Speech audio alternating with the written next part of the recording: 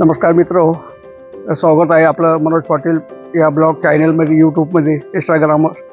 तर आज सांगायचं जरी झालं तर आम्ही गरताड या गावी आलेलो आहोत आणि आमचे नातेवाईक, तुमचे नाव?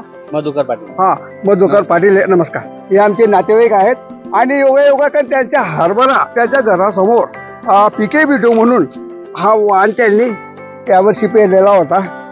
तर आता आमच्याकडे सुद्धा असं एक हरभरा आहे आणि हा देखील हरभरा आहे. तर आमच्याकडच्या आणि हा तसं तर गरताची दादर आणि हरभरा हे फेमस आहे. तरी पण ते विक्रीला आमच्यापेक्षा पुढे आहेत, त्यांच्या जंगलबारी आहेत. आणि या ठिकाणी असा हा हरभरा 200 क्विंटल त्यांनी हरभरा किती बिघा एकर पेरलेला होता? 30 बिघा पेरला होता. 30 बिघा. 200 क्विंटल त्याची झाली. अहो पुढे बोला. नमस्कार. मी मधुकर पाटील आणि माझे साडूभाऊ दादा हे आता आमच्या गावी आले गरताडला.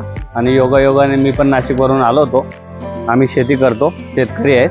आणि यावर्षी आम्ही पिके बिटू वाण शेतामध्ये पेरला होता. ऑलमोस्ट 30 बिघे आम्ही शेती हरभरा लावलेला होता. आणि अराउंड 200 मेट्रिक टन हरभरा आम्हाला यावर्षी उत्पादन झालेलं आहे.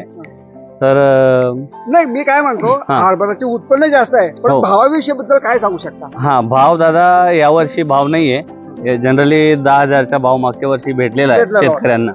पण ह्या मानाने पिकरी जास्त झाली यावर्षी, पण भाव नाहीये. तर या दोन गोष्टी आहेत. शेतकऱ्याचे याच्यामध्ये थोडस नाराजी हो, नाराजी आहे. म्हणजे उत्पन्न आहे हो, पण भाव नाही. राईट. कधी कधी असं होऊन जातं, भाव राहतो बरोबर, तर उत्पन्न कमी होऊन जातं. आणि आपल्या शेतकऱ्यांना ती सवय आहे, हो, आपली सहन करू शकतो. राईट. तर अशा प्रकारे आज या ठिकाणी आमचे मधुकर पाटील त्यांच्या हरभरा निघून इथे अंगणामध्ये टाकलेला आहे. आणि ते आता भावाची प्रतीक्षा करतायत.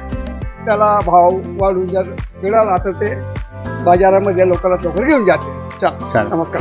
धन्यवाद. नमस्कार.